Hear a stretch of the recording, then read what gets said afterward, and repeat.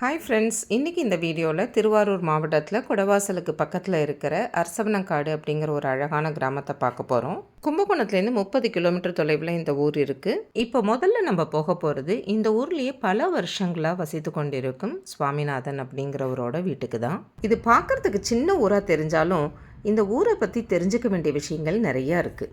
அமைதியான தெருவில் இருக்கிற அழகான வீடுகளை ரசிச்சுட்டே திரு சுவாமிநாதன் அவர்களோட வீட்டுக்குள்ளே போனோம். வாசலில் கம்பீரமாக நின்றுட்டு இருந்த அம்பாசிடர் கார் பக்கத்தில் நின்று ஒரு ஃபோட்டோ எடுத்துட்டு உள்ளே போனோம். வாசல் திண்ணையிலேருந்தே இந்த வீட்டை நான் ரொம்ப ரசிக்க ஆரம்பிச்சிட்டேன். ரெட் ஆக்சைடோட க்ரீன் கலர் பார்டர் கொடுத்துருந்தது ரொம்ப பியூட்டிஃபுல்லாக இருந்தது.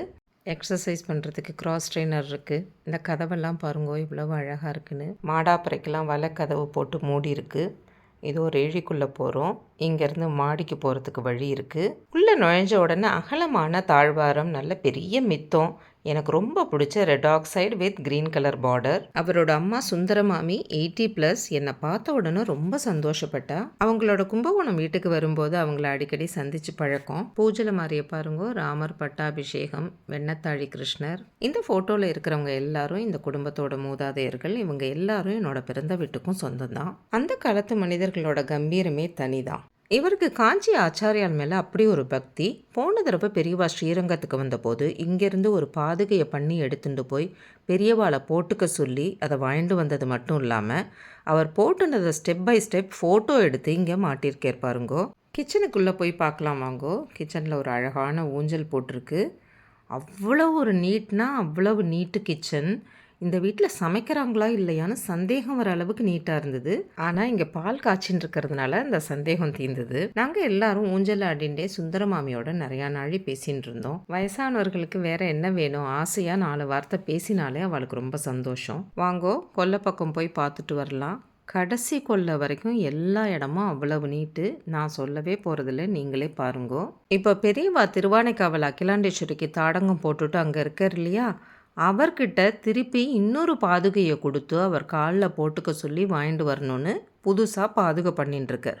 அனந்த சம்சார சமுத்திரதார நௌகாயுதாபியாம் குரு பக்திதாபியாம் வைராகிய சாம்ராஜ்யத பூஜனாபியாம் நமோ நம ஸ்ரீ குரு பாதுகாபியாம். இவர் தான் கார்பெண்டர் ராஜேந்திரன். பெரியவாளோட பாதுகைகள் பண்ணுற பாக்கியம் இவருக்கு கிடச்சிருக்கு.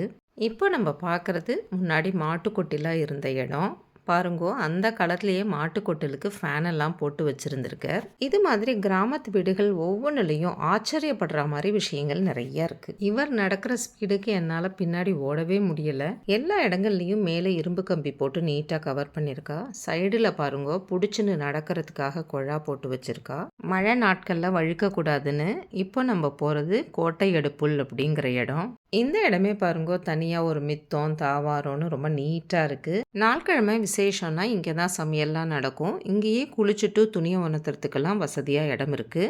நடுவில் ஒரு சாஞ்சிக்கிற மாதிரி ஊஞ்சலோட இந்த மித்தம் எத்தனை அழகாக இருக்குது பாருங்கோ. வீட்டை நன்னா சுற்றி பார்த்தாச்சு. ஏதோ சூடாக காஃபி ரெடியாக இருக்குது. அதை குடிச்சிட்டு தான் அடுத்த வேலையை பார்க்கணும். இந்த ஹாஸ்பிட்டாலிட்டிங்கிறது மட்டும் கிராமங்களில் இருக்க மாதிரி வேறு எங்கேயுமே இருக்க முடியாது. காஃபி குடிச்சிட்டு சுந்தரமாமிக்கு நமஸ்காரம் பண்ணிவிட்டு போயிட்டு வரேன்னு சொல்லிவிட்டு அங்கேருந்து கிளம்பினோம். இப்போ அடுத்ததான் நம்ம போக போகிறது ஸ்ரீ கல்யாணராமன் ஸ்ரீமதி உஷா தம்பதியினர் நடத்தின்னு இருக்கிற விருக்ஷா அப்படிங்கிற ஓல்டேஜ் ஹோமுக்கு. போகிற வழியில் இருந்த வீடுகள்லாம் யாரோடது, எங்கே இருக்கா, என்ன அப்படின்னு டீட்டெயில்ஸ்லாம் சுவாமிநாதன் சொல்லிகிட்டே வந்து ரொம்ப சுவாரஸ்யமாக இருந்தது. இதோ விருக்ஷா ஓல்டேஜ் ஹோமுக்கு வந்துட்டோம். உள்ளே நுழைஞ்ச உடனே அழகான பிள்ளையார் கோவில். இந்தியன் நேவியில் விசாகப்பட்டினத்தில் டெக்னிக்கல் ஆஃபீஸராக ஒர்க் பண்ணிட்டு இருந்த ஸ்ரீ கல்யாணராமன் 1988 வாலண்டரி ரிட்டையர்மெண்ட் வாங்கிட்டு சொந்த கிராமமான அரசவனங்காட்டுக்கு வந்து இந்த விருக்ஷா சேரிட்டிஸை ஆரம்பிச்சிருக்கு. இவரோட நீண்ட நாள் கனவான முதியோர் இல்லம் ஆரம்பித்ததை பற்றி அவர் ஒய்ஃப் ஸ்ரீமதி உஷா என்ன சொல்கிறான்னு கேட்போம். 1997 நாங்கள் இந்த முதியோர் இல்லத்தை ஆரம்பிச்சிருக்கோம். எங்கள் கல்யாணராமன் வந்து சின்ன வயசுலேருந்து விவேகானந்தருடைய ஃபாலோவர். விவேகானந்தர் என்ன சொல்லியிருக்கார், having born as a human being do not die like a stray dog, leave your footprint before you leave this earth அப்படின்னு சொல்லியிருக்கார். ஸோ இந்த வாசகத்தை மனசில் வச்சுட்டு தன்னுடைய ரிட்டையர்மெண்ட்டுக்கு அப்புறம் இந்த வில்லேஜில் தன்னுடைய சொந்த கிராமத்தில் இந்த முதியோர் இல்லத்தை ஆரம்பிச்சிருக்கார். ரிட்டையர் ஆனதுக்கப்புறம் கிராமத்துக்கு வந்து செட்டில் ஆகிறதே அபூர்வம். அவங்க வீட்டு வயசானவங்களை கவனிச்சுக்கிறது அதை விட அபூர்வம். இவங்க என்னடான்னா கிராமப்புறங்களில் உறவுகள் யாரும் இல்லாமல் தனித்து விடப்பட்ட முதியவர்களை பார்த்துக்கிற பொறுப்பையும் தான் எடுத்துட்டு இருக்காங்க. இது மாதிரி ஓல்டேஜ் ஹோம் ஆரம்பிக்கணுங்கிற எண்ணத்தை சொன்ன உடனே இந்த ஊரை சேர்ந்த மங்களம் மகாலிங்கம் தம்பதியினர் தங்களோட பெரிய வீட்டை அன்பளிப்பாக கொடுத்து உடனே இந்த ஹோம் ஆரம்பிக்கிறதுக்கு உதவி பண்ணியிருக்காங்க. குழந்தைங்க இல்லாதவங்க இல்லை உறவுகள் எல்லாரும் இருந்தும் அவங்கெல்லாம் ரொம்ப தூரத்தில் இருந்து இவங்களை அடிக்கடி வந்து பார்க்க முடியாமல் இருக்கிறவங்க, அந்த மாதிரி இருக்கிற வயதானவர்கள் இந்த ஹோமில் இருக்காங்க. நல்ல பெரிய வீடாக காத்தோட்டமாக தாராளமாக இருக்கிறதுனால எல்லாருக்கும் தனித்தனியாக பெட்டு போட்டு வசதியாக பண்ணி கொடுத்துருக்காங்க. முதல்ல 2-3 பேரோட ஆரம்பித்த இந்த முதியோர் இல்லம் கொஞ்சம் கொஞ்சமாக எண்ணிக்கை கூட கூட இந்த வீடு பத்தாமல் போன உடனே 2வது கட்டடம் தேவைப்பட்டது. இந்த சின்ன கிராமத்தில் இவ்வளோ பெரிய முதியோர் இல்லத்தை நடத்துறதுக்கு இவங்களுக்கு முழுக்க முழுக்க உதவி செய்கிறது இவர் தான் திரு காளிதாஸ். இவங்களுக்கு வலதுகரம் மாதிரி இருந்து எல்லா உதவிகளையும் செய்கிறார்.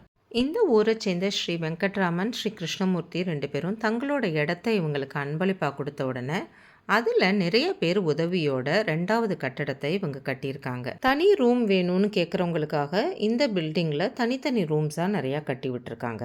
காமன் கிச்சன், டைனிங் ஹால் எல்லாம் இருக்குது. கிச்சன்லாம் ரொம்ப நீட்டாக இருக்குது. 2 பில்டிங்லேயுமா சேர்த்து 25 பேர் வரைக்கும் தங்குற மாதிரி வசதி இருக்குது.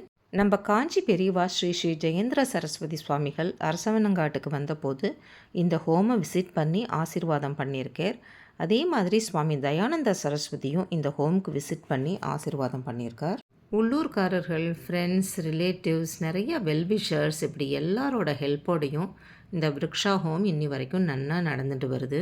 ஆனால் ஸ்ரீமதி உஷா நம்ம எல்லாருக்கும் சொன்ன மெசேஜ் என்னென்னா, பெற்றோர்களை கவனிக்காமல் விடாதீங்க. வயசான காலத்தில் அவங்க பக்கத்தில் வந்து அவங்களுக்கு ஆதரவாக இருங்க. இந்த மாதிரி ஓல்டேஜ் ஹோமில் வந்து தங்குற நிலைமைக்கு அவங்கள ஆளாக்கிடாதீங்கன்னு வேண்டி கேட்டுக்கிறேன் அப்படின்னாங்க.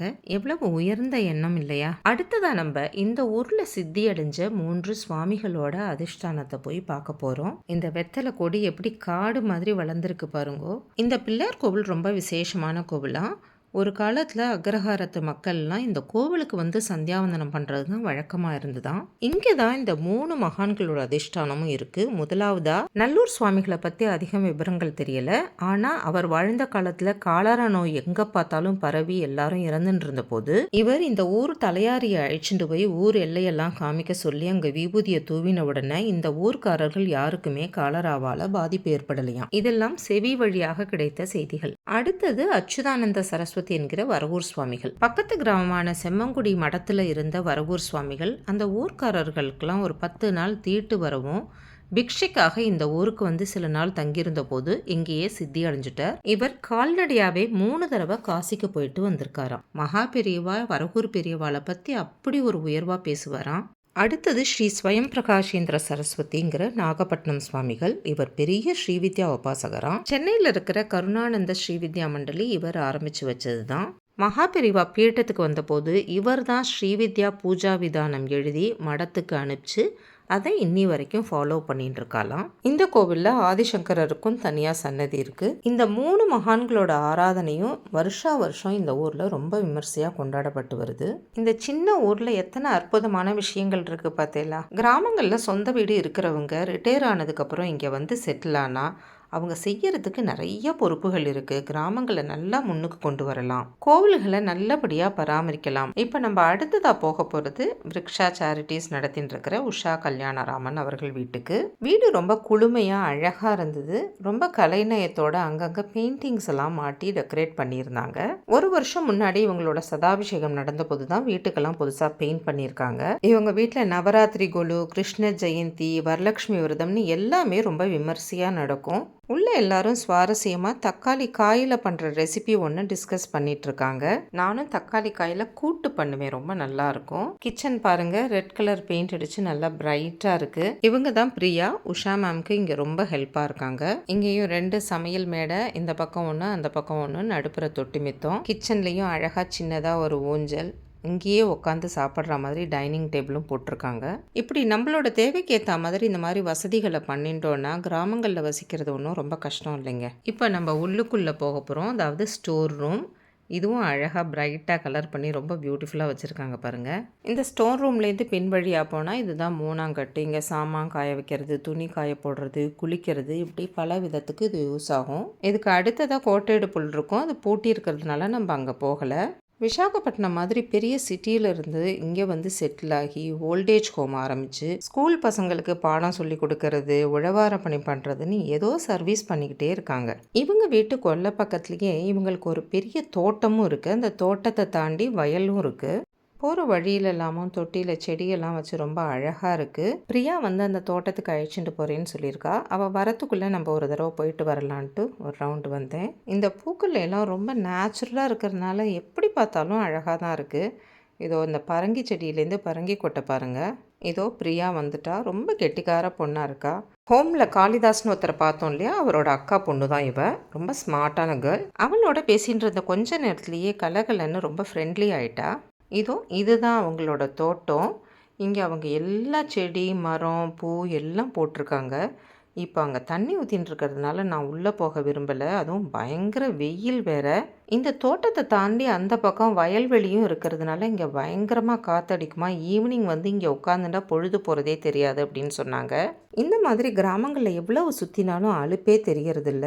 நான் அந்த பரங்கி கொட்டையை பார்த்துட்டு எனக்கு ரொம்ப பிடிக்கும்னு சொன்னதுனால எனக்கு பறித்து தரத்துக்காக வந்திருக்கேன். பரங்கி கொட்டையை பார்த்தாலே நான் அடக்கி ஊற போட்டுடுவேன். பரங்கி கொட்டையை பொடி பொடியாக நறுக்கி அடமாவில் கலந்து இல்லைன்னா அடமாவுக்கு மேலே தூவி பார்த்தா அவ்வளோ ஒரு டேஸ்டியாக இருக்கும். உடம்புக்கும் ரொம்ப நல்லது. ஏதோ பரங்கி, பூசணி எல்லாம் கலெக்ட் பண்ணிட்டாச்சு. Uma is very happy now. இது திருவாரூர் தியாகேசர் படம். இத்தனை அழகான படத்தை இது வரைக்கும் நான் பார்த்ததே கிடையாது. பூஜல் மாதிரில பெரியவா பாதுகையும் இருக்குது. இது உஷா கல்யாணராமன் தம்பதிகளோட சின்ன வயசு ஃபோட்டோ. இது இப்போ சமீபத்தில் எடுத்தது. 2 பேருக்கும் எங்களோட வாழ்த்துக்கள், நன்றிகள் எல்லாம் சொல்லிவிட்டு அங்கேருந்து கிளம்பினோம். இந்த ஊரில் ஸ்ரீ லக்ஷ்மி நாராயணர் ஸ்ரீ ராமர் கோவிலும் ஸ்ரீ ஆனந்த நாயகி சமேத ஸ்ரீ கைலாசநாதர் சிவன் கோவிலும் இருக்குது. எல்லா உற்சவங்களும் ஊர் மக்கள் எல்லாரும் ஒன்றா சேர்ந்து நன்னா விமர்சையாக கொண்டாடப்படுகிறது. இந்த சமயத்தில் என்னை இந்த ஊருக்கு கூப்பிட்டு எல்லா இடமும் சுற்றி காமிச்ச திரு சுவாமிநாதன் அவர்களுக்கு என்னோட நன்றியை தெரிவிச்சுக்கிறேன். இதே போன்ற ஒரு அழகான கிராமத்தில் மீண்டும் உங்களை சந்திக்கும் வரை உங்களிடமிருந்து விடைபெற்றுக் கொள்வது உமா வெங்கட். பாய்.